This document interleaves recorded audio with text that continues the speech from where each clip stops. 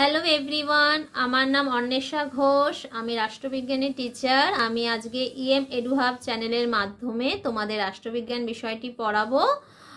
তোমাদের তো সামনে পরীক্ষার ডেট দিয়ে দিয়েছে, নিশ্চয়ই খুব ভালোভাবেই প্রিপারেশন হচ্ছে আশা করছি।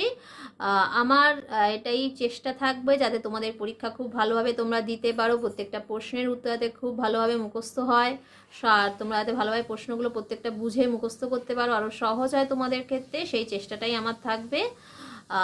আর তোমাদের একটা ভিডিওর মাধ্যমে তো আমি রাষ্ট্রবিজ্ঞান বিষয়টি প্রত্যেকটা চ্যাপ্টার তো পারবো না একদিনে পুরো শেষ করতে। তো আমার চেষ্টা থাকবে যত তাড়াতাড়ি সম্ভব প্রত্যেকটা ভিডিও মানে এই চ্যানেলের মাধ্যমে তোমাদের কাছে পৌঁছে দিতে, যাতে তোমরা প্রত্যেকটা চ্যাপ্টার আরও ভালোভাবে প্রিপারেশন নিতে পারো। সামনে তোমাদের পরীক্ষা, আমারও চেষ্টা থাকবে যাতে তোমাদের পরীক্ষার যাতে তোমরা ভালো ফল পাও, সেটার ক্ষেত্রে যদি কিছু সাহায্য করতে পারি আমারও খুব ভালো লাগবে। আর বিশেষ কিছু বলবো না, তবে হ্যাঁ আর একটা কথা, তোমরা নিশ্চয়ই মার্কস বিভাজনটাও জানো। 8 নম্বরে যে প্রশ্ন আসে, 5টা প্রশ্ন থাকে আর সেটা করতে হয়, আর এমসিকিউ কোশ্চেন থাকে আর এসকিউ কোশ্চেন থাকে। কিন্তু আমি একদিনে এতগুলো কোশ্চেন অ্যান্সার নিয়ে আলোচনা করা আমার করা সম্ভব নয়, তো সেটা তোমরা অতটা ভালোভাবে বুঝতে পারবে না। তো আমি অল্প অল্প করে প্রত্যেকটা ভিডিওর মাধ্যমে তোমাদেরকে প্রত্যেকটা প্রশ্ন যাতে তোমরা সহজভাবে বুঝতে পারো, উত্তরগুলো যাতে সহজে মুখস্থ হয়ে যায়, সেই চেষ্টাটাই আমি করতে থাকবো। আর বিশেষ কিছু বললাম। আজকে আমি যে বিষয়টা নিয়ে তোমাদের সাথে আলোচনা করব সেটা হলো প্রথম অধ্যায়, রাষ্ট্রবিজ্ঞানের প্রথম অধ্যায়, আন্তর্জাতিক সম্পর্ক। নিশ্চয়ই আন্তর্জাতিক সম্পর্ক জিনিসটার মানটাই বুঝতে পারছো। আন্তর্জাতিক সম্পর্কর আমি বড় প্রশ্ন নিয়ে আলোচনা করব। প্রথম যে প্রশ্নটা নিয়ে আমি আলোচনা করব সেটা হচ্ছে আন্তর্জাতিক সম্পর্ক বলতে কি। আচ্ছা, আন্তর্জাতিক সম্পর্ক বলতে কি বোঝো প্রথমেই বলি। আমরা সমাজে যখন মানুষ বসবাস করি তখন সমাজে প্রত্যেকটা মানুষের সঙ্গে মিলেমিশে বসবাস করি, একে অপরে বন্ধু হয়ে ওঠার চেষ্টা করি, সুখে দুঃখে তাদের পাশে থাকি, চেষ্টা করি তাদের হেল্প করার সবসময়। তেমনই ঠিক রাষ্ট্রগুলোকেও আন্তর্জাতিক সমাজে মিলেমিশে বসবাস করতে হয়। আধুনিক বিশ্বে যদি রাষ্ট্রগুলো একে অপরের সঙ্গে মিলেমিশে বাস না করে তাহলে রাষ্ট্র টিকে থাকতে পারবে না। তো সেই কারণেই আন্তর্জাতিক সমাজে যখন রাষ্ট্রগুলো একে অপরের সঙ্গে মিলেমিশে বসবাস করে তখনই তৈরি হয় আন্তর্জাতিক সম্পর্ক। আর এই আন্তর্জাতিক সম্পর্ককে আমরা রাষ্ট্রবিজ্ঞানের ভাষায় এটা বলতে পারি যে যখন অনেকগুলো দুই বা ততোধিক রাষ্ট্রগুলো যখন পরস্পর মেলবন্ধন হয়ে সমাজবিজ্ঞানের একটা শাখাকে তৈরি করে, সেটাই হলো আন্তর্জাতিক সম্পর্ক। এই আন্তর্জাতিক সম্পর্ক নিয়ে রাষ্ট্রবিজ্ঞানী যারা আছেন, বিভিন্ন বিজ্ঞানীরা, রাষ্ট্রবিজ্ঞানীরা, তারা বিভিন্ন মতামত দিয়েছেন। রাষ্ট্রবিজ্ঞানে কিন্তু আন্তর্জাতিক সম্পর্কে কোনো স্পেসিফিক কিন্তু কোনো সংজ্ঞা নেই, বিভিন্ন বিজ্ঞানীরা বিভিন্ন মতামত দিয়েছেন। যেমন KJ হলস্টিন, তিনি বলেছিলেন আন্তর্জাতিক সম্পর্ক বলতে শুধুমাত্র রাষ্ট্রকেই বোঝায়, তিনি রাষ্ট্রকেই সবার আগে অধিক গুরুত্ব দিয়েছিলেন। কিন্তু আবার এদিকে আবার পামার পার্কিন্স, তিনি কিন্তু হচ্ছে তোমার আন্তর্জাতিক সম্পর্ক বলতে রাষ্ট্র বলতে বোঝাতে চাননি। তিনি বলছেন আন্তর্জাতিক সম্পর্ক মানে রাষ্ট্র নয়, রাষ্ট্র ছাড়াও রাষ্ট্রের মধ্যে বসবাসকারী যে সমস্ত মানুষ আছে, গোষ্ঠী আছে, তাদের যাবতীয় সম্পর্ক এবং তাদের যে ক্রিয়া প্রতিক্রিয়া, তাদের কার্যকলাপ, তাদের ভাবনা চিন্তা, সমস্ত কিছু মিলেমিশেই আন্তর্জাতিক সম্পর্ক গড়ে ওঠে। আবার এদিকে তোমার স্ট্যানলি হফম্যান, তিনিও একজন রাষ্ট্রবিজ্ঞানী, তিনিও আন্তর্জাতিক সম্পর্ক বলতে বলেছেন যে রাষ্ট্রকেই একমাত্র আন্তর্জাতিক সম্পর্কের ক্ষেত্রে যে প্রাধান্য বিস্তারকারী হিসেবে কাজ করছে রাষ্ট্র, তা নয়। রাষ্ট্র ছাড়াও রাষ্ট্রের মধ্যে বসবাসকারী যে সমস্ত ব্যক্তি অর্থাৎ মানুষ, তাদের ভাবনা চিন্তা, তাদের মতাদর্শ, এগুলো কিন্তু খুবই গুরুত্বপূর্ণ। এগুলোকে নিয়েই গড়ে ওঠে আন্তর্জাতিক সম্পর্ক। সুতরাং আন্তর্জাতিক সম্পর্ক বলতে আমরা যেটা বুঝি সেটা হলো কি, রাষ্ট্রবিজ্ঞানী ভাষায় আন্তর্জাতিক সম্পর্ক হলো এমন এক ধরনের স্বাস্থ্য যেখানে অনেকগুলি রাষ্ট্র, দুই বা ততোধিক রাষ্ট্র মিলেমিশে পরস্পরের মধ্যে বন্ধন তৈরি করে এবং তার শুধু তাই না, তাদের ক্রিয়া প্রতিক্রিয়া, তাদের যাবতীয় সম্পর্ক, ধরো ক্রিয়া প্রতিক্রিয়াই বলো, বিদেশ নীতি বলো, কূটনীতি বলো, অর্থনীতি, সমস্ত সামাজিক রাজনৈতিক সমস্ত সম্পর্ক, যেমন শিক্ষাগত দিক থেকেই হোক, সমস্ত সম্পর্ক নিয়ে যখন আলোচনা করে তখনই আন্তর্জাতিক সম্পর্ক গড়ে ওঠে। তো আন্তর্জাতিক সম্পর্ক শুধু রাষ্ট্র নয়। এটা গেল আমার আন্তর্জাতিক সম্পর্ক বলতে কি বোঝো। আশা করছি তোমরা মোটামুটি আন্তর্জাতিক সম্পর্ক বলতে কি বোঝো একটু ধারণা করতে পেরেছো, একটু আশা করছি সমস্যার সমাধান করতে পেরেছি। এটা ছোট প্রশ্ন হিসাবে আসে আর বড় প্রশ্নের সাথেও এটা আসে। যে নেক্সট পার্টটা নিয়ে আলোচনা করব সেটা হচ্ছে আন্তর্জাতিক সম্পর্ক এবং আন্তর্জাতিক রাজনীতির মধ্যে পার্থক্য কি। তো আন্তর্জাতিক সম্পর্ক বলতে কি বোঝো সেটা তো আমি তোমাদের বলে দিলাম। এবার আন্তর্জাতিক রাজনীতিটা কি সেটা বলে দিই, নইলে দুটোর মধ্যে পার্থক্য কি সেটা বুঝতে একটু অসুবিধা হতে পারে। তো আন্তর্জাতিক রাজনীতিটা কি সেটা বলি। আন্তর্জাতিক রাজনীতি হলো যখন আন্তর্জাতিক সমাজে আমরা যখন রাজনীতিটা নিয়ে আলোচনা করি, সেটাই কিন্তু অ্যাকচুয়ালি আন্তর্জাতিক রাজনীতি। যদিও অনেকের মতামত, অনেক রাষ্ট্রবিজ্ঞানীরা বলতে চেয়েছিলেন যে আন্তর্জাতিক সম্পর্ক আর আন্তর্জাতিক রাজনীতির মধ্যে কোনো পার্থক্য নেই, দুটোই এক।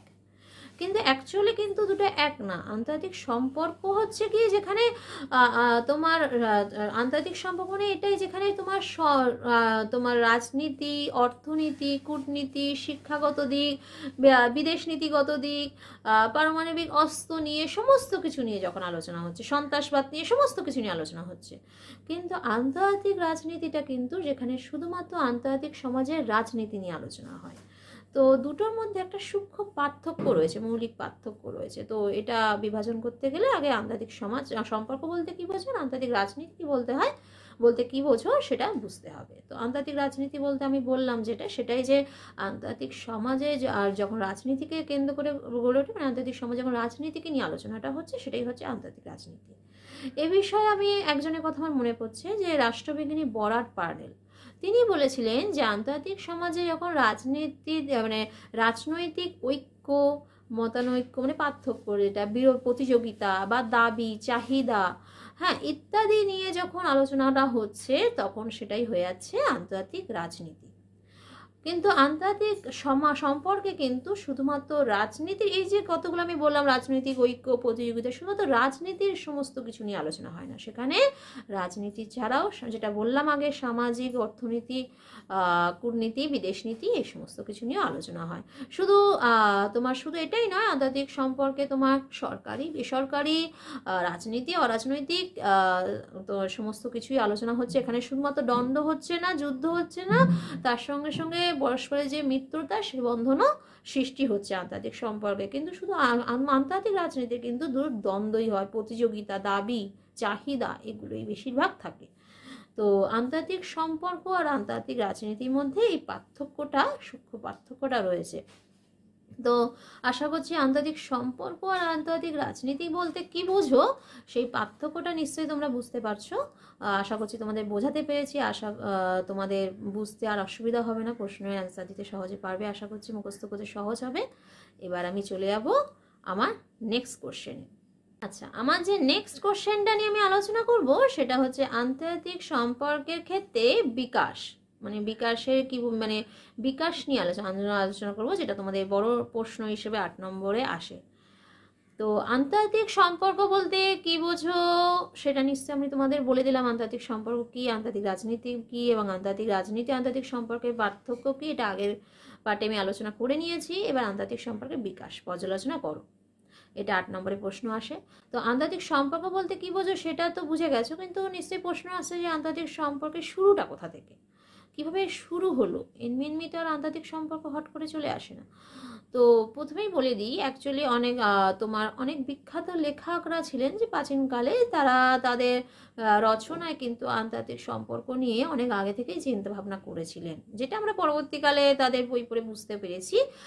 সেই সমস্ত লেখকদের মধ্যে যেমন তোমার ইতালির মেকিয়াভেলিও ছিলেন, আবার ভারতবর্ষের কৌটিল্যও ছিলেন।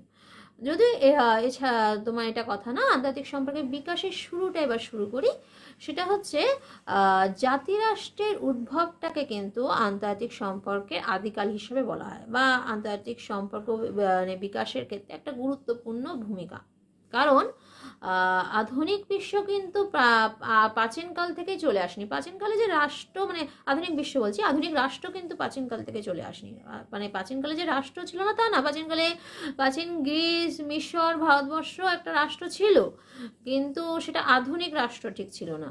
আধুনিক রাষ্ট্র যখন তৈরি হয়, তখন সে সময় তারা পরস্পর চেষ্টা করে যে প্রত্যেকটা রাষ্ট্র একে অপরের সঙ্গে এই সামাজিক দিক থেকে হোক, বা রাজনীতির দিক থেকে হোক, বা অর্থনৈতিক, ব্যবসা বাণিজ্য, যেটাই বলবে, সমস্ত দিক থেকে যাতে একে অপরের সঙ্গে মিলেমিশে চলতে পারে, পরস্পর মানে বন্ধন ভালো হয়, সেটা চেষ্টা করে। এবং সেটা চেষ্টা করার আগে এটা ভাবনা থাকে তাদের সার্বভৌমত্ব যাতে খর্ব না হয়, সার্বভৌমত্ব যেন খণ্ড না হয় থাকে।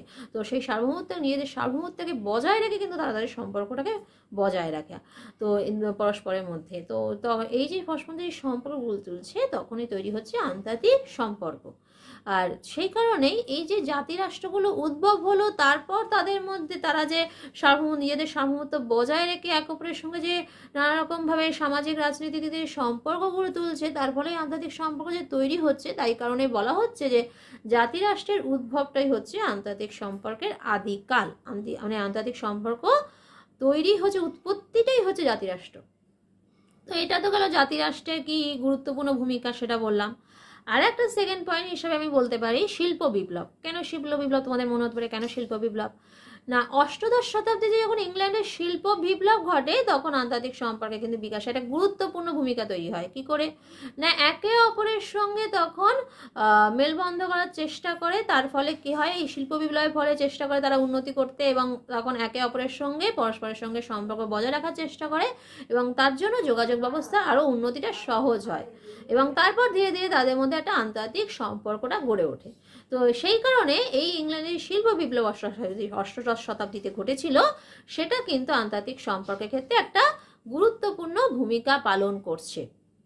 এবার আমি আসছি থার্ড পয়েন্ট হিসাবে, বলবো প্রথম বিশ্বযুদ্ধ আর তার পরবর্তী পর্যায়ে, যেটা মেন। কেন মেন না, প্রথম বিশ্বযুদ্ধ তার পরবর্তী পর্যায়গুলো যে ঘটনাগুলো ঘটেছিল, সেটা আন্তর্জাতিক সম্পর্কের ক্ষেত্রে একটা গুরুত্বপূর্ণ ভূমিকা পালন করেছিল। কারণ প্রথম বিশ্বযুদ্ধে প্রচুর ক্ষয়ক্ষতি অর্থনৈতিক দিক থেকেও হয়েছিল। মানে সমস্ত রাষ্ট্র, অনেক বিশেষ করে যে ক্ষুদ্র রাষ্ট্রগুলো, মানে উন্নয়নশীল দেশগুলো ছিল, তাদের ক্ষেত্রে অনেক এফেক্ট ফেলেছিল, অনেক তাদের ক্ষেত্রে অনেক ক্ষয়ক্ষতিও হয়েছিল। যেমন ভারতবর্ষে হয়েছিল, ভারতবর্ষের উপর ব্রিটিশদের আধিপত্য বিস্তার করেছিল অনেক দিন ধরে। তো এইটা দেখে আর কি মার্কিন যুক্তরাষ্ট্রের যে রাষ্ট্রপতি উইড্রো উইলসন, তিনি একটা 14 দফার প্রস্তাব সৃষ্টি করেছিলেন, মানে তৈরি করেছিলেন আর কি। সেই 14 দফার প্রস্তাবে লেখা ছিল, সেখানে সমস্ত যে গোপন কূটনীতি তাদের অবসান ঘটাতে হবে, এবং উপনিবেশগুলিকে তাদের স্বাধীনতা ফিরিয়ে দিতে হবে, এবং সমস্ত রাষ্ট্রগুলো একত্রিত হয়ে একটা আন্তর্জাতিক সংগঠন গড়ে তুলবে। তা এই যে 14 দফা যে প্রস্তাব, এই যে সমস্ত রাষ্ট্রগুলো একত্রিত হয়ে আন্তর্জাতিক সংগঠন গড়ে, তার ফলে কি হবে, একে অপরের সঙ্গে মেলবন্ধন হবে। তো সেই কারণে উনি এটা চেয়েছিলেন। তো এই 14 দফার প্রস্তাবটাকে কিন্তু আন্তর্জাতিক সম্পর্কের ক্ষেত্রে একটা দলিল হিসাবে ব্যবহার করা হয়। এরপর দেখা যায় যে পরবর্তী পর্যায়ে, মানে প্রথম বিশ্বযুদ্ধের পরবর্তী পর্যায়ে দেখা যায় যে জাতিসংঘের উৎপত্তি ঘটে, এবং শুধু জাতিসংঘের নয়, এবং তখন দেখা যায় ধীরে ধীরে একটা মহাশক্তিধর রাষ্ট্রের উৎপত্তি, আত্মপ্রকাশ ঘটেছিল। সেটা হচ্ছে মার্কিন যুক্তরাষ্ট্র। এবং তারও পরে দেখা গেছিল যে রুশ বিপ্লবের ফলে সোভিয়েত ইউনিয়নের উৎপত্তি ঘটে। এবং এই যে পরপর একটা ঘটনা ঘটতে থাকে, এগুলো কিন্তু আন্তর্জাতিক সম্পর্কের বিকাশে একটা গুরুত্বপূর্ণ ভূমিকা পালন করেছিল প্রত্যেকটা ঘটনাই। তো সেই জন্য প্রথম বিশ্বযুদ্ধের পরবর্তী পর্যায়ে যে ঘটনাগুলো প্রত্যেকটা ঘটতে থাকে, সেটা আন্তর্জাতিক সম্পর্কের বিকাশে, যার জন্য বলা হয় গুরুত্বপূর্ণ ভূমিকা পালন করে। আর একটা যেটা আমি বলবো, আর একটা পয়েন্টকে উল্লেখ করব, সেটা হচ্ছে দ্বিতীয় বিশ্বযুদ্ধ। এরপর যখন দ্বিতীয় বিশ্বযুদ্ধ হয়, সেটাও কিন্তু আন্তর্জাতিক সম্পর্কে বিকাশের ক্ষেত্রে একটা গুরুত্বপূর্ণ ভূমিকা নেয়। বিশেষ করে আন্তর্জাতিক রাজনীতিতে আমূল পরিবর্তন আসে। কি করে আন্তর্জাতিক রাজনীতিতে পরিবর্তন আসে, সেটা নিশ্চয়ই তোমাদের প্রশ্ন আসছে। তো এই সময় দেখা যায় যে আন্তর্জাতিক শান্তি আর নিরাপত্তা রক্ষার উদ্দেশ্যে 1945 সালে 24শে অক্টোবর নাগাদ 51টা রাষ্ট্র মিলে একটা সংগঠন গড়ে তোলে। সেটা হচ্ছে গিয়ে সম্মিলিত জাতিপুঞ্জ, যেটা তোমরা নিশ্চয়ই পড়েছো সম্মিলিত জাতিপুঞ্জ। তো সেই সম্মিলিত জাতিপুঞ্জ অর্থাৎ ইউএনও প্রতিষ্ঠা তারা করতে থাকে। তো সেই সময় আর একটা জিনিসও লক্ষ্য করা গেছিল, যে আন্তর্জাতিক রাজনীতিতে ইউরোপের প্রাধান্যটা ধীরে ধীরে খর্ব হয়। কি করে খর্ব হয় না, তখন দেখা যায় যে একদিকে একটা মহাশক্তিধর রাষ্ট্র মার্কিন যুক্তরাষ্ট্র, যে কিনা পুঞ্জিবাদী জোট গড়ে তুলছে, আর আরেকদিকে তোমার সোভিয়েত ইউনিয়ন, সোভিয়েত রাষ্ট্রটা কি করে সমাজতান্ত্রিক জোট গড়ে তুলছে। ওরাও একটা বড় রাষ্ট্র, এদিকে এরাও একটা বড় রাষ্ট্র, তারা দুজনে প্রত্যেকে এক একটা জোট গড়ে তুলছে। এবং এই দুটো মহাশক্তিধর রাষ্ট্র মিলে দুজনের মধ্যে একটা ক্ষমতার একটা রেষারেষি, ক্ষমতা কিভাবে প্রদর্শন করতে হয়, তাদের মতভেদ সমস্ত নিয়ে একটা তারা প্রদর্শন করতে চায়, রেষারেষি একটা ক্ষমতা রেষারেষি লড়াই চলতে থাকে। কিন্তু এই লড়াইটা কিন্তু যুদ্ধ নয়, আবার ঠিক শান্তিও নয়। তো এই যে লড়াইটা দীর্ঘদিন ধরে চলতে থাকে, যেটাকে অ্যাকচুয়ালি বলা হয় ঠান্ডা লড়াই। নিশ্চয়ই বইয়ের ইতিহাসের পাতায় তোমরা পড়ে থাকবে, ইতিহাস বইতে নিশ্চয়ই ঠান্ডা লড়াই বা ঠান্ডা যুদ্ধ পড়ে থাকবে। তো এটা অ্যাকচুয়ালি মেনলি সেই ঠান্ডা যুদ্ধ বা ঠান্ডা লড়াই। তো ওটা দীর্ঘদিন ধরে ওদের মধ্যে চলতে থাকে এই দুই মহাশক্তিধর রাষ্ট্রের মধ্যে। কিন্তু কিছু কিছু রাষ্ট্র ছিল যখন এই লড়াই মানে এই ঠান্ডা লড়াইয়ের মধ্যে তারা থাকতে চায়নি, তারা বলছিল না আমরা এই দুটো জোটের মধ্যে কোনোটাতেই যাব না। তো সেই জোট যারা যারা যেতে চায়নি তখন সেই রাষ্ট্রগুলো নিজেদের মধ্যে একটা জোট গড়ে তুলছে। সেই সময় আর একটা জোটও হয়ে থাকে, সেটা হচ্ছে নিট জোট। এই যে যারা আর কি যেতে চায়নি, ওই দুটো মহাশক্তিধর রাষ্ট্রের সঙ্গে মিলিত হব না, ওই দুটো জোটের মধ্যে কোনো জোটেই যেতে চাইবো না, তো তখন সেই সমস্ত রাষ্ট্রগুলো মিলিত হয়ে গড়ে উঠলো একটা নিট জোট, অর্থাৎ জোট নিরপেক্ষ রাষ্ট্র। এবং এদেরও একটা আন্দোলন হয়, সেটা হচ্ছে জোট নিরপেক্ষ আন্দোলন। এই যে প্রত্যেকটা পরপর যে এক একটা ঘটনা ঘটতে থাকে, সেটাও কিন্তু আন্তর্জাতিক সম্পর্কের বিকাশের ক্ষেত্রে একটা গুরুত্বপূর্ণ ভূমিকা নিয়েছিল। কারণ দ্বিতীয় বিশ্বযুদ্ধের পরবর্তীকালে দেখা গেল 46 বছর পর গিয়ে দেখা গেছিল যে সোভিয়েত ইউনিয়নের কিন্তু পতন হয়। ঠান্ডা লড়াই পরিসমাপ্তি ঘটে 1991 সালে এবং সোভিয়েত ইউনিয়নের পতন হয়। আর তখন সৃষ্টি হয়ে থাকে একটাই মহাশক্তিধর রাষ্ট্র, যেটা হচ্ছে মার্কিন যুক্তরাষ্ট্র। সেটাই এক মেরু বিশ্ব হিসাবে আত্মপ্রকাশ করতে থাকে, আমাদের সারা বিশ্বে আত্মপ্রকাশ করে মহাশক্তিধর রাষ্ট্র হিসেবে মার্কিন যুক্তরাষ্ট্র। তো সে তখন আর কি আন্তর্জাতিক সম্পর্কের ক্ষেত্রে একটা গুরুত্বপূর্ণ ভূমিকা, এই ব্যাপারটা ঘটনাগুলো আর কি আন্তর্জাতিক সম্পর্কের ক্ষেত্রে গুরুত্বপূর্ণ ভূমিকা নিয়েছিল। কারণ সে সময় ধীরে ধীরে দেখা গেল যে আন্তর্জাতিক সম্পর্ক বলতে বা আন্তর্জাতিক সম্পর্কের বিষয় হিসেবে যে আমরা রাষ্ট্রকে কেন্দ্র করছি, সেটার ভাবনা চিন্তা ধীরে ধীরে পরিবর্তন ঘটতে থাকছে। কারণ তখন ধীরে ধীরে ভাবা হলো যে আন্তর্জাতিক সম্পর্ক বলতে শুধু রাষ্ট্র নয়, আন্তর্জাতিক সমাজকে যারা এফেক্ট, যারা আন্তর্জাতিক রাষ্ট্র ছাড়াও কিছু সংগঠন আছে যেগুলো আন্তর্জাতিক সম্পর্ক বা আন্তর্জাতিক সমাজের ক্ষেত্রে এফেক্ট ফেলছে, যাতে তাকে প্রভাবিত করছে। তার মধ্যে ছিল সম্মিলিত জাতিপুঞ্জ, ইউরোপীয় ইউনিয়ন, এই সমস্ত সংগঠনগুলো যেগুলো আর কি আন্তর্জাতিক সমাজকে প্রভাবিত করছে। তখন সেগুলোকেও আন্তর্জাতিক সম্পর্কের আলোচনার বিষয়বস্তু হিসাবে ধরে নেওয়া হয়। তো এ তো গেল দ্বিতীয় বিশ্বযুদ্ধের এই ঘটনাগুলো। এরপরে আমি আর একটা পয়েন্টকেও আন্তর্জাতিক সম্পর্কের বিকাশে গুরুত্বপূর্ণ ভূমিকা হিসাবে ধরব। সেটা কি? সেটা হচ্ছে বিশ্বায়ন। বিশ্বায়ন কেন না, বিশ্বায়নের যুগেও দেখা যায় যে আন্তর্জাতিক সম্পর্কে একটা গুরুত্বপূর্ণ ভূমিকা বিশ্বায়ন নিয়েছিল। এই কারণে, কারণ আন্তর্জাতিক সম্পর্কে যে বিষয়বস্তু রাষ্ট্র ছিল এবং সংগঠনগুলোই ছিল, সেটারও ধীরে ধীরে পরিবর্তন ঘটলো। কারণ ওই সময় আরও কিছু বিষয়গুলোকে বিশ্বায়নের যুগে আন্তর্জাতিক সম্পর্কে গুরুত্বপূর্ণ বিষয় হিসাবে ধরে নেওয়া হতে থাকলো। এ প্রসঙ্গে বলি যে রাষ্ট্রবিজ্ঞানী যিনি জন বেইলি ছিলেন, অর্থাৎ অধ্যাপক ছিলেন, তিনি বলেছিলেন যে ধীরে ধীরে দেখা যায় যে বিশ্বায়নের যুগে এসে আন্তর্জাতিক সম্পর্কের বিষয়বস্তু শুধু রাষ্ট্র বা সংগঠন নয়, তার সঙ্গে সঙ্গে তোমার পারমাণবিক অস্ত্রগুলো যে উন্নত করবে, সেই সম্প্রসারণ করবে, সেগুলো নিয়ে আলোচনা হতে থাকে। সন্ত্রাসবাদ নিয়ে আলোচনা হতে থাকে। মানবাধিকার গোষ্ঠীর যে কার্যকলাপ, সেগুলো নিয়ে আলোচনা হতে থাকে। নারী পুরুষের মধ্যে যে বৈষম্য, সেগুলো নিয়ে আলোচনা হওয়া দরকার। অর্থনীতির উন্নয়নের দরকার, দারিদ্রতা, অর্থ, এই সমস্ত উন্নয়নের দরকার আছে। দারিদ্রতা যাতে কমে, সেটার ভাবনা চিন্তা করা দরকার আছে। তো এই সমস্ত কিছু বিষয় আন্তর্জাতিক সম্পর্কে ধীরে ধীরে আন্তর্জাতিক সম্পর্কের বিষয়বস্তু হয়ে দাঁড়ায়। তো দেখা গেল ধীরে ধীরে আন্তর্জাতিক সম্পর্কের বিষয়বস্তুর ধীরে ধীরে চেঞ্জ হতে লাগলো।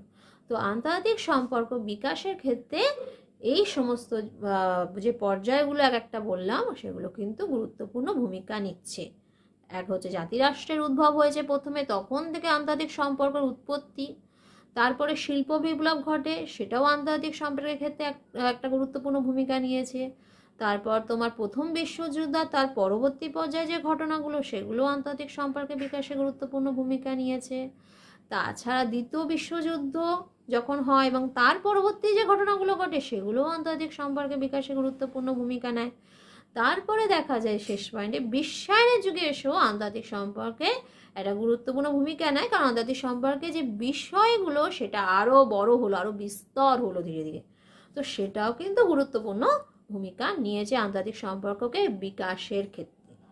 তো এইটা হলো আন্তর্জাতিক সম্পর্কের বিকাশের বিষয়ে যে পর্যালোচনার যে প্রশ্নটা, বিকাশের ক্ষেত্রে যে পর্যালোচনা করো যেটা বলা হয়, তো এই প্রশ্নটা নিয়ে আমি আলোচনা করলাম। আশা করছি এই প্রশ্নের উত্তরটা তোমাদের কাছে অনেকটা সহজ হয়েছে, তোমরা আরো ভালোভাবে মুখস্থ করতে পারবে, তোমাদের সুবিধা হবে।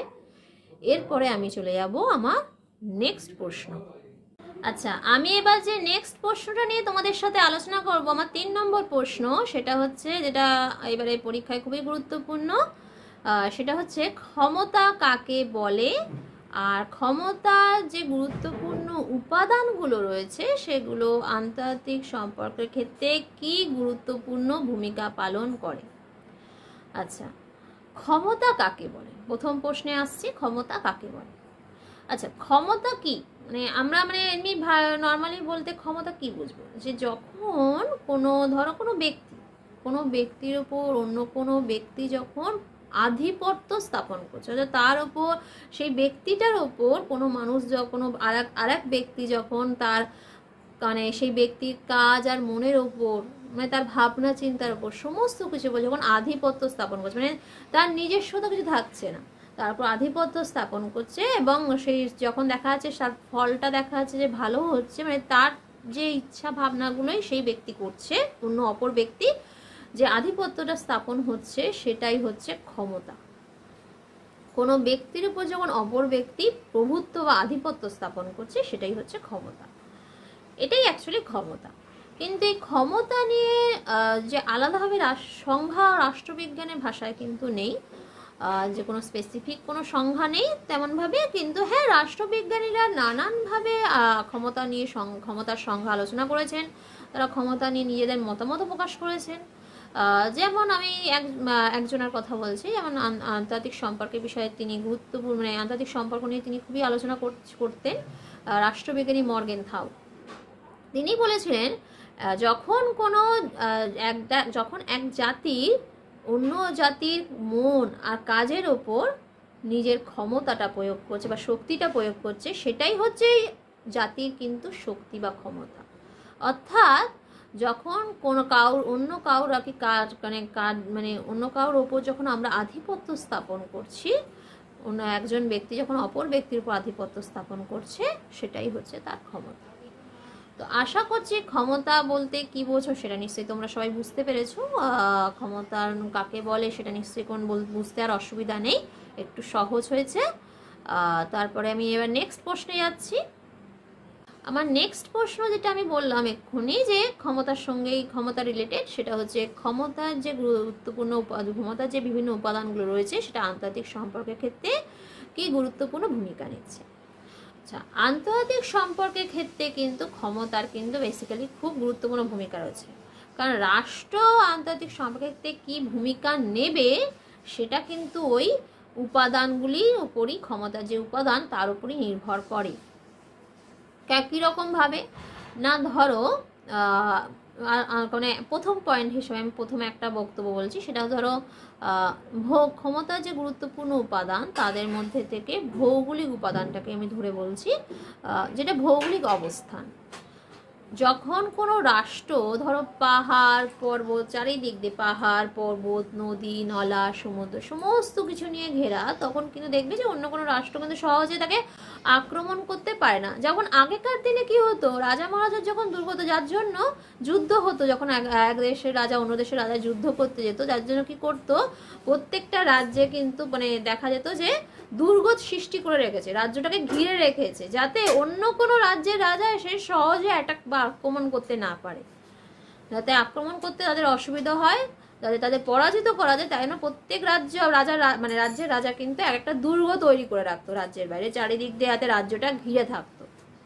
তো সেরকমই যখন কোনো রাষ্ট্র ধরো পাহাড় পর্বত নদী নলা সমুদ্র চারিদিক থেকে ঘিরে রয়েছে, তখন সেই রাষ্ট্রের উপর সহজে কেউ আক্রমণ করতে পারে না। তো যেমন ধরো মার্কিন যুক্তরাষ্ট্রে কিন্তু পূর্ব দিকে 3000 মাইল আর পশ্চিম দিকে 6000 মাইল বিস্তৃত পাহাড় পর্বত দিয়ে ঘেরা রয়েছে। তো সহজেই মার্কিন যুক্তরাষ্ট্রের সমস্ত দেশকে কিন্তু সহজে কেউ অ্যাটাক বা আক্রমণ করতে পারে না। তো এই যে তার ফলে কি হয়, রাষ্ট্রটা কিন্তু খুব সহজ, রাষ্ট্রটা শক্তিশালী হয়ে ওঠে। এটা কিন্তু মানে সেই রাষ্ট্রকে শক্তিশালী করতে খুবই গুরুত্বপূর্ণ ভূমিকা নিচ্ছে। তাই জন্য অবস্থানটা, এই যে ভৌগোলিক অবস্থানটা কিন্তু খুবই গুরুত্বপূর্ণ রাষ্ট্রকে শক্তিশালী করতে। আচ্ছা, রাষ্ট্রকে শক্তিশালী করার ক্ষেত্রে আর একটা গুরুত্বপূর্ণ মানে আর একটা আছে যেটা তোমার গুরুত্বপূর্ণ ভূমিকা নিয়েছে, আর একটা বিষয়, সেটা হচ্ছে আয়তন।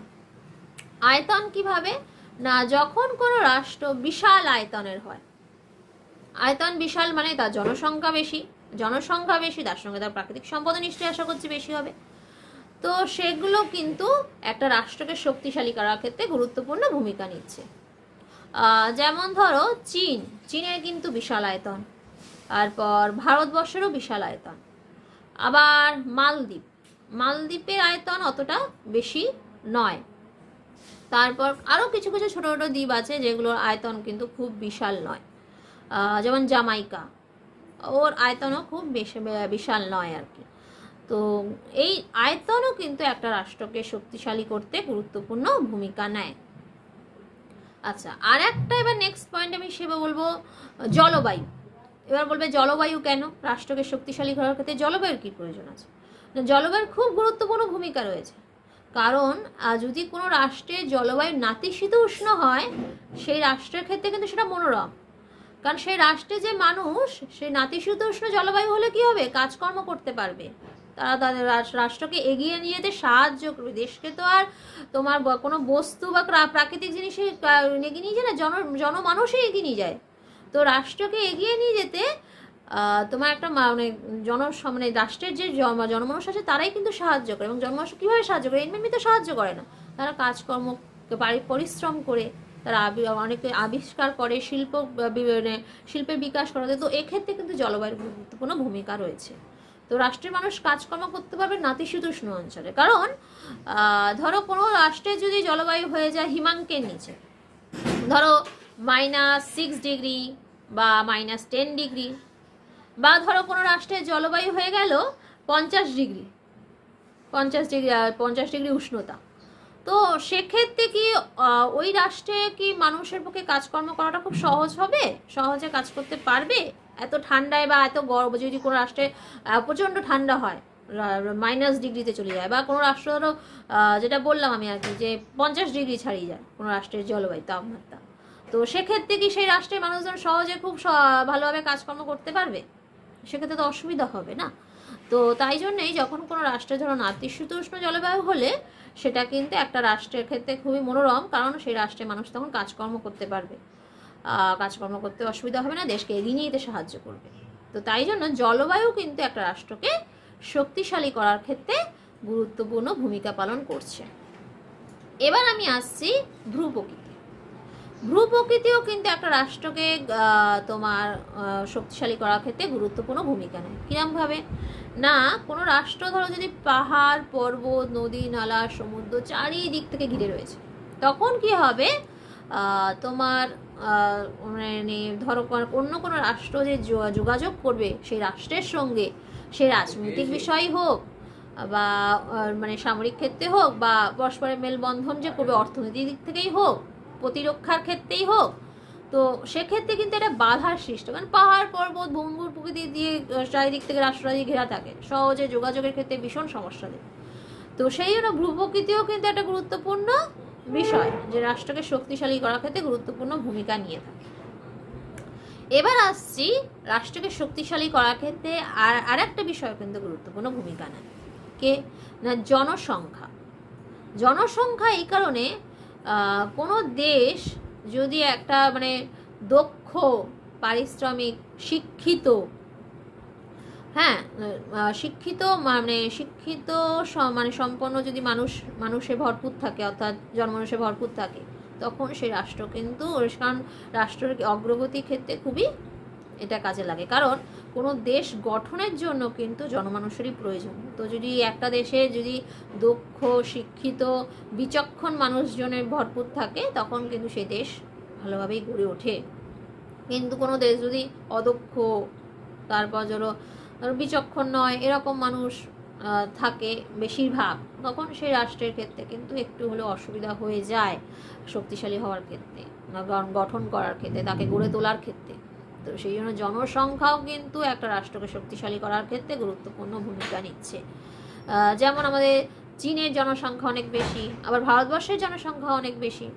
তার জন্যই চীন যেমন শক্তিশালী, আবার ভারতবর্ষ ধীরে ধীরে উন্নয়নশীল দেশ হিসেবে তো হয়েছে, উন্নতির দিকে যাচ্ছে। তো মানে চীনের মতো অত শক্তিশালী না হলেও মোটামুটি কাছাকাছি তো যাচ্ছে। তো সেই ভারতে যেহেতু জনসংখ্যা বেশি এবং সুদক্ষ এবং শিক্ষিত মানুষ আছে, বিচক্ষণ মানুষ আছে, এই জন্য ভারতের পক্ষে সম্ভব হচ্ছে সেটা করা। আবার ইটালি যেমন জনসংখ্যা একটু কম, তবে ইটালিও যে খুব পিছিয়ে আছে তা না, ইটালি জনসংখ্যা একটু কম। তো জনসংখ্যাও কিন্তু একটা রাষ্ট্রকে শক্তিশালী করার ক্ষেত্রে গুরুত্বপূর্ণ ভূমিকা নেয়। এবার আসছি পরের পয়েন্টে। পরের পয়েন্ট হচ্ছে প্রাকৃতিক সম্পদ।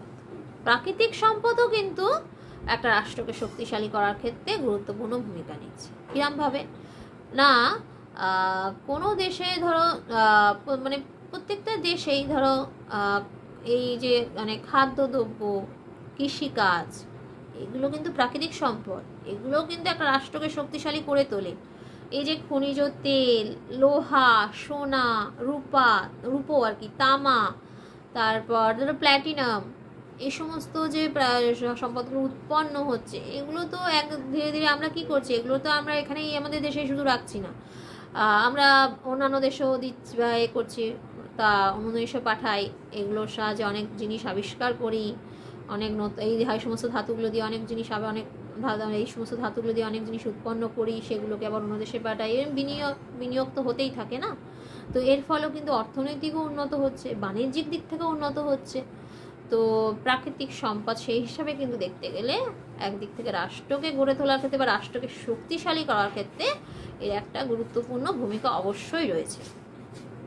আচ্ছা, এরপর যে বিষয়টা রাষ্ট্রকে শক্তিশালী করার ক্ষেত্রে গুরুত্বপূর্ণ ভূমিকা নেয় সেটা হচ্ছে সরকার।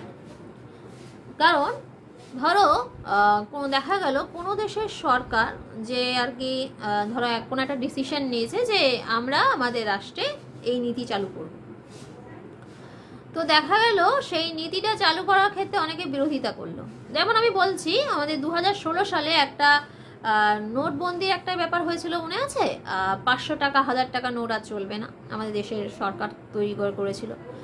তো সেক্ষেত্রে যদি আমাদের জনগণ প্রত্যেকে বিরোধিতা করতো যে না, এটা আমরা মানবো না, এই সরকারের এই নিয়মটাকে মানবো না, আমরা 500 টাকা 1000 টাকাকে কিছুতেই এই করে মুছে ফেলতে পারবো না, আর আমরা এই সরকারকেও মানি না। তো সেক্ষেত্রে যদি তারা বিরোধিতা করতো, তারা আন্দোলন করতো, তার ফলে কি হতো, দেশে অনেক ক্ষয়ক্ষতি হতো, কি দিক দিয়ে অর্থনৈতিক দিক থেকেও ক্ষয়ক্ষতি হতো, যুদ্ধ হতো, একটা তখন কি হতো, অন্য একটা সরকারও গড়ে তোলার চেষ্টা হতো। তখন যে সরকার আছে সেই সরকারের সঙ্গে অন্য সরকারের যুদ্ধ, ঝগড়া, অশান্তি, তার সঙ্গে অর্থনৈতিক দিক দিয়েও অনেকটা ক্ষয়ক্ষতি হতো, এর ফলে মারপিট।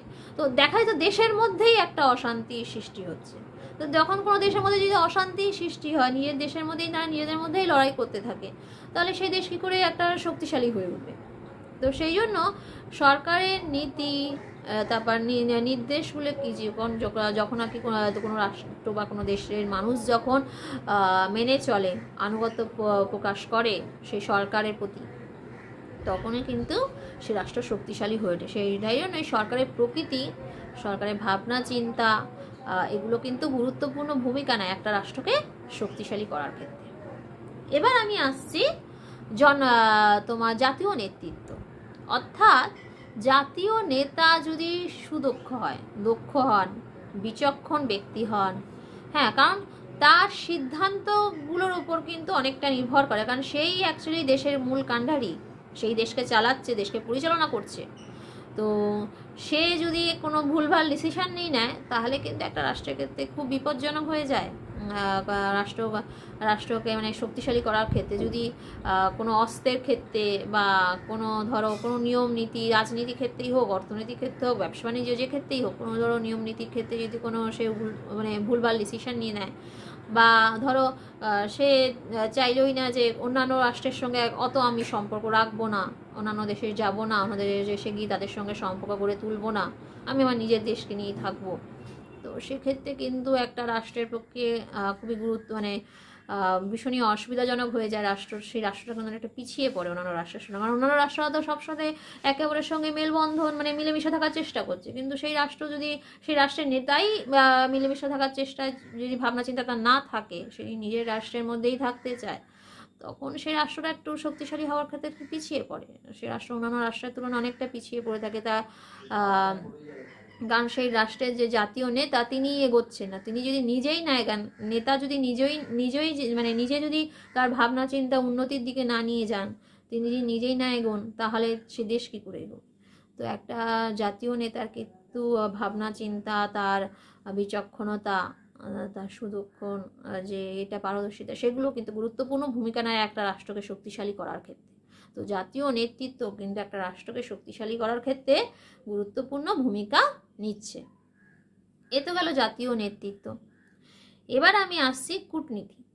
কারণ কূটনীতি কেন না, কোন একটা দেশ যখন অন্য দেশের সঙ্গে কূটনৈতিক সম্পর্ক গড়ে তোলে, তখন সেই দেশ কিন্তু শক্তিশালী হয়ে ওঠে।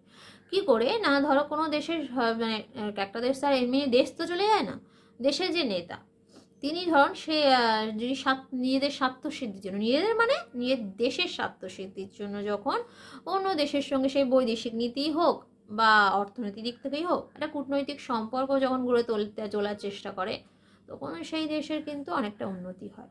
তো কূটনৈতিক সম্পর্ক কিন্তু একটা রাষ্ট্রকে শক্তিশালী করার ক্ষেত্রে গুরুত্বপূর্ণ ভূমিকা পালন করে থাকে। তো এই গেল ক্ষমতার মানে যে বিভিন্ন গুরুত্বপূর্ণ উপাদান, এতগুলো আমি বললাম পয়েন্টসগুলো, সেগুলো কিন্তু একটা রাষ্ট্রকে শক্তিশালী করার ক্ষেত্রে গুরুত্বপূর্ণ ভূমিকা নেয়।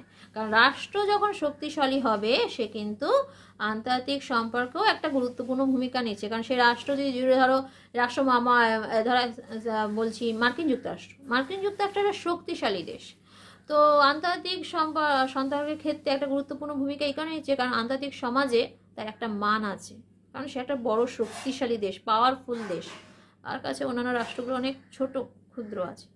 তো সেই হিসেবে তার কথা, তার ভাবনা চিন্তা, তো তার মানে তার দিক যেটাই বলবে, তার ভাবনা চিন্তা সব কিছুরই একটা গুরুত্বপূর্ণ আছে, মানে গুরুত্বপূর্ণ ভূমিকা নিচ্ছে। অন্যান্য রাষ্ট্র কিন্তু তার কথাকে ভীষণ মান দিচ্ছে। তো একটা রাষ্ট্র যদি কারণ কেন মান দিচ্ছে, কারণ সেই মার্কিন যুক্তরাষ্ট্র রাষ্ট্রটি এটি শক্তিশালী রাষ্ট্র। তো সেই জন্য একটা রাষ্ট্রকে শক্তিশালী হওয়ার খুব প্রয়োজন হয়ে থাকে, এবং রাষ্ট্রকে শক্তিশালী হওয়ার ক্ষেত্রে এই যে গুরুত্বপূর্ণ উপাদানগুলো বললাম, সেগুলো কিন্তু গুরুত্বপূর্ণ ভূমিকা নিচ্ছে। তো এই গেল আমার আজকের আলোচনার বিষয়। আমি আশা করছি যে প্রত্যেকটা প্রশ্ন, আমি এই যে 3টে প্রশ্ন নিয়ে আলোচনা করলাম, আশা করছি এই আলোচনাটা তোমাদের অনেকটা সহজ করবে। তোমাদের যে যদি কোনো ডাউট থেকে থাকে বা যে মুখস্থ করতে একটু অসুবিধা হচ্ছে, সেটা নিশ্চয়ই ক্ষেত্রে একটু সুবিধা করবে। তোমরা ভালোভাবে প্রিপারেশান নাও। আজকের মতো আমি এবার রাখছি, এবং আমি নেক্সট ভিডিওতে আবার এই চ্যাপ্টারেরই বিশ্বায়ন, জাতীয় স্বার্থ, এই সমস্ত বিষয় আলোচনা করব, আর তার সঙ্গে সঙ্গে কিছু শর্ট প্রশ্ন নিয়েও আসবো তোমাদের সাথে আলোচনা করতে, যাতে তোমরা তোমাদের পরীক্ষাটা খুব ভালোভাবেই দিতে পারো। আচ্ছা ঠিক আছে, এবার তাহলে আমি উঠছি। নমস্কার।